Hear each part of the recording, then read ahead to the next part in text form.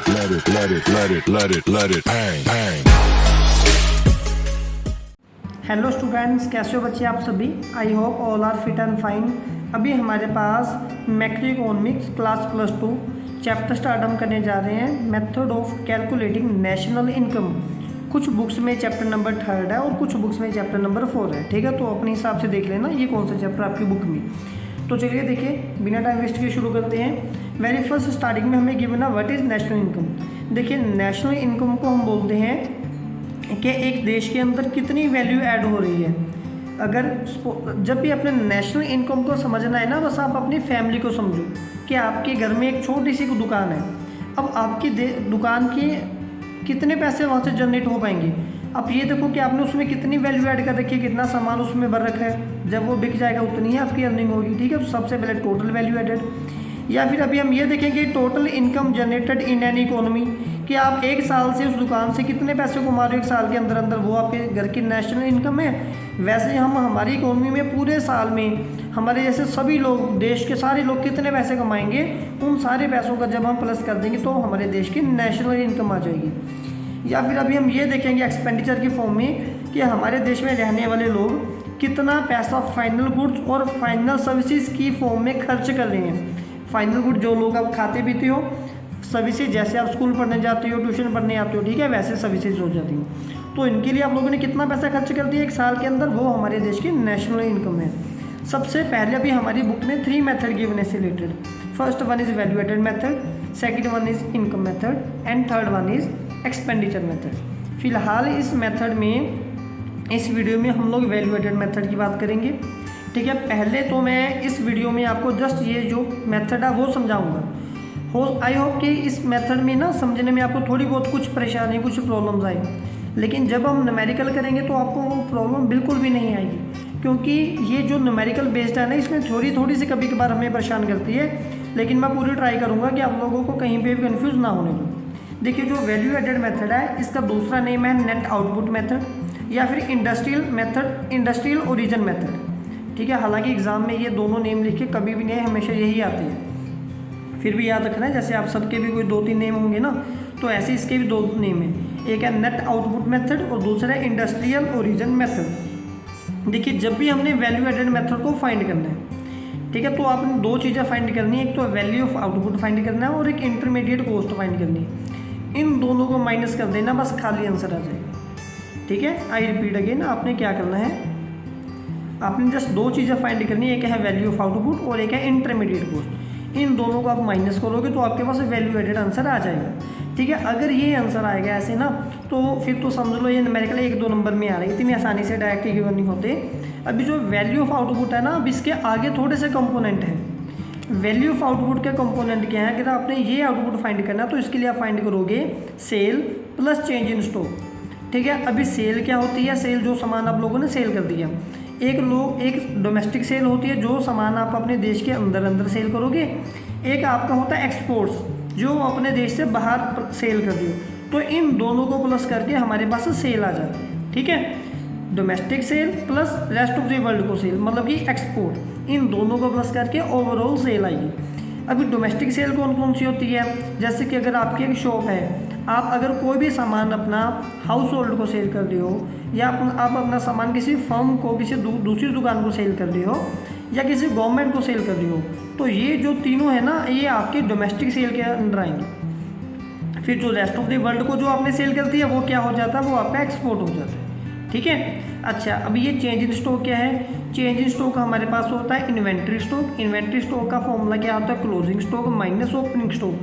Previous chapter में, chapter 1-2 में हमने इसके बारे में अच्छे से पढ़ा हुआ है। ठीक है, तो इसको थोड़ा सा आपको मैं आगे ट्रिक भी बताऊंगा जब हम न्यूमेरिकल करेंगे कि इसको शॉर्ट फॉर्म में हमने कैसे याद करना है। ठीक है, फिर फिलहाल आगे हमने देखना कि कौन कौन से प्रिकॉशंस हैं जो हमने वैल्यू एडेड मेथड, देखिए वैम इंटू से वैल्यू एडेड मेथड, जो अपने वैल्यू एडेड मेथड में आपने ध्यान में रखनी है।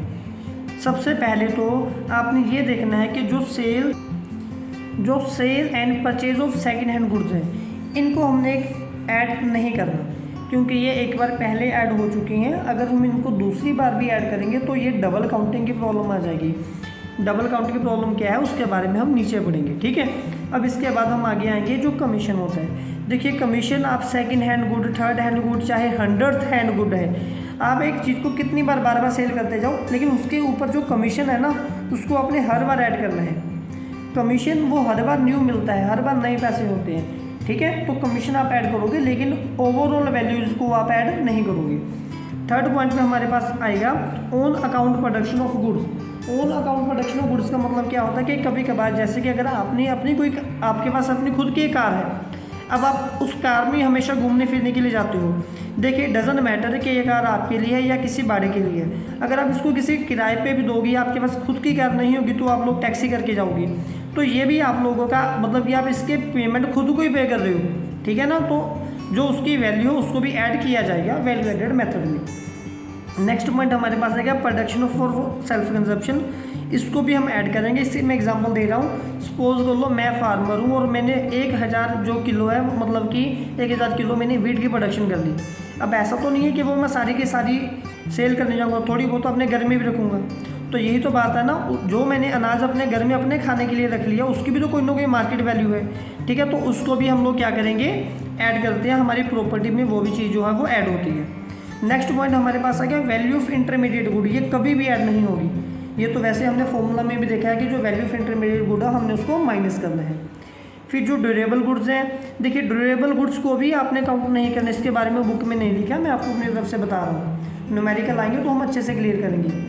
क्यों नहीं ऐड करना ड्यूरेबल गुड्स, जैसे कि इंपोर्ट ऑफ मशीनरी। अब जब आप मशीनरी है ना वो भी इंटरमीडिएट गुड है, लेकिन वो ड्यूरेबल है, वो लॉन्ग टाइम के लिए यूज़ होगी। जब वो 5, 10, 20 साल के लिए आपके काम में आ गई तो उसकी प्रोडक्शन कॉस्ट बिल्कुल निगलिजिबल, बिल्कुल जीरो हो जाएगी, तो इसलिए हम उसको ऐड नहीं करेंगे। क्लियर है। फिर आगे हमारे पास आएगा ओनर ऑक्यूपाइड हाउस, ठीक है। आप जिस घर में रह रहे हो, अगर आप उस घर में नहीं रहोगे या अगर आप उस घर को किसी को किराए पे दे दोगे तो उसकी एक वैल्यू है। तो अगर आप खुद ही अपने घर में रह रहे हो, इट मीन टू से हमारे गवर्नमेंट बोलती है कि आप अपने आप को उसका किराया पे कर रहे हो, तो ये भी आपकी वैल्यू का एक हिस्सा है, इसको भी हम लोग ऐड करेंगे। फिर जो सर्विसेज होती है फॉर सेल्फ कंजप्शन, इसको हमने ऐड नहीं करना। अब आप ये नहीं बोलोगे कि मैं अपनी खुद की गाड़ी चला के लेके आया हूँ तो मैं अपने आप का ड्राइवर हूँ, तो मेरी ये मतलब कि मैंने खुद को 500 रुपये दे दिए, ऐसा कभी भी नहीं होगा, ठीक है ना। तो जो वैल्यू सेल्फ कंजप्शन है, हम सर्विसेज ऑफ सेल्फ कंजप्शन हम उनको ऐड नहीं करेंगे। तो इन जो ये प्रिकॉशंस है इनको अच्छे से लिख लेना। नेक्स्ट जो भी हमारे पास एक पॉइंट आ रहा है that is problem of double counting. Double counting की जो प्रॉब्लम है वो हमारी बुक में बहुत अच्छे से लिखी हुई है। अगर मैं उसको यहाँ पे लिखने लगता तो थोड़ा सा टाइम मुझे ज़्यादा लगना था, इसीलिए मैंने इसको यहाँ पे नहीं लिखा। मैं जस्ट आपको ऐसे समझाने की कोशिश कर देता हूँ। आप सपोज कर लो कि मैंने क्या किया, अगर हम बात करते हैं कि एक फार्मर है, ठीक है, डबल काउंटिंग प्रॉब्लम समझाने की कोशिश कर रहा हूँ। उसने क्या किया था, उसने पहले तो 100 रुपये के जो सीड्स हैं वो परचेज़ किए, ठीक है। 100 रुपये के सीड्स उसने परचेज़ कर दिए और उसने ये सेल कर दिया आगे जाके, मतलब इसकी जो वीट बनाई वो 200 रुपये की वीट उसकी सेल होगी। फिर जो वीट सेल हुई वो कितने की सेल होगी, वो 200 की सेल होगी, ठीक है। अब इसका मतलब फिर नेक्स्ट हम क्या बोलेंगे आगे, जो वीट वाले ने वो फ्लोर मिल वाले को जाके सेल कर दिया, ठीक है, उसका आटा बना के सेल कर दिया, वो 300 में सेल कर दिया। फ्लोर मिल वाले ने वो बेकरी वाले को सेल कर दिया 400 में, ठीक है। अब बेकरी वाले ने वो किसी कस्टमर को उसके बिस्किट बना के सेल कर दिया 500 में। तो अभी आप ये मत बोलना कि कितने की इनकम होगी, 300, 600, 1000, 1500 रुपये की जीडीपी होगी, 1500 रुपये की इनकम जनरेट हुई है वैल्यू एडेड, ऐसा बिल्कुल भी नहीं है। 1500 की तो यहाँ पे वैल्यू जनरेट हुई नहीं, क्योंकि देखिए जब ये फार्मर ने 200 की प्रोडक्शन की ना, इसमें से 100 रुपये तो इसने भी तो पहले अपनी तरफ से खर्चे, इंटरमीडिएट कॉस्ट है, इनको माइनस करो आप। तो यहाँ पे कितने की से प्रोडक्शन हुई है, वैल्यू ऐड हुई है 100 रुपीज़ की ओनली, ठीक है, क्योंकि इसके लिए ये 100 रुपीज़ इंटरमीडिएट कॉस्ट थे। फिर जब फ्लोर मिल वाले ने 300 का ये सेल किया फ्लोर, तो इसने 200 रुपये की कनक जो वीटा परचेज की थी, तो इसने भी 100 रुपीज़ की ही वैल्यू ऐड की है। नेक्स्ट ने भी 100 रुपीज़ की वैल्यू ऐड किया। तो सेम बेकरी वाले ने 400 रुपये का तो खुद रॉ मटेरियल परचेज़ किया, उसने 100 रुपीज़ अपनी मेहनत ली है, तो आपकी जो नेशनल इनकम है ना कि 1500। अब ये जो पैसे हैं ना जो हमने बार बार ऐड कर ली, इसको डबल काउंटिंग प्रॉब्लम बोलते हैं, ठीक है। तो आई होप ये चीज़ आपको क्लियर हुई होगी। यही एग्जांपल आपने ऐसे लिख देनी है एक पैरा बना के। अब अभी आप सोच रहे होगे कि सर ने प्रॉब्लम तो बता दी, प्रॉब्लम बताई है तो सोल्यूशन भी हमें बताने चाहिए। तो इसके हमारे पास 2 सोल्यूशन हैं। 2 सोल्यूशन कौन से होंगे? वेरी फर्स्ट सोल्यूशन हमारे पास ये है कि जस्ट हम इसमें जो फाइनल आउटपुट है जस्ट उनको ही ऐड करते जाएँ। फाइनल आउटपुट का मतलब क्या होगा कि हमने जो हमारे पास फाइनली वैल्यूज़ आई है, finally value in the sense last stage पे आके कितने का सामान सेल हुआ है 500 का, तो जस्ट हम इसी को ऐड करेंगे। इसमें ना ये 100 एक यहाँ पे भी आना था जो मतलब कि फार्मर की सीड प्रोडक्शन थी, तो 500 आई यहाँ पे, ठीक है। या तो हम जस्ट इसी को ऐड करेंगे या फिर वैल्यू एडेड मेथड, हम वैल्यू एडेड मेथड लगाएंगे। वैल्यू एडेड मेथड का मतलब क्या होता है, अब जस्ट ये देखते जाओ कि हर एक बंदा कितनी कितनी जो वैल्यूज़ है वो ऐड करते जा रहा है, अब जस्ट उनको प्लस करो, ठीक है। तो ये 2 तरीके हैं जिनसे हम इससे बच सकते हैं। फिर बस अभी हम नेक्स्ट वीडियो में ना इसी मेथड से रिलेटेड कम से कम 10 से 15 न्यूमेरिकल हम सॉल्व करेंगे। हमारी बुक में न्यूमेरिकल काफ़ी कम है, इससे रिलेटेड मैं 10 to 15 न्यूमेरिकल आपको सॉल्व करवाऊंगा, तभी आपके सारे डाउट क्लियर होंगे, तभी आप अच्छे से उन न्यूमेरिकल को सॉल्व करना आप सीख पाओगे, ठीक है। तो नेक्स्ट वीडियो में हम इस मेथड से रिलेटेड जो है वो न्यूमेरिकल करेंगे।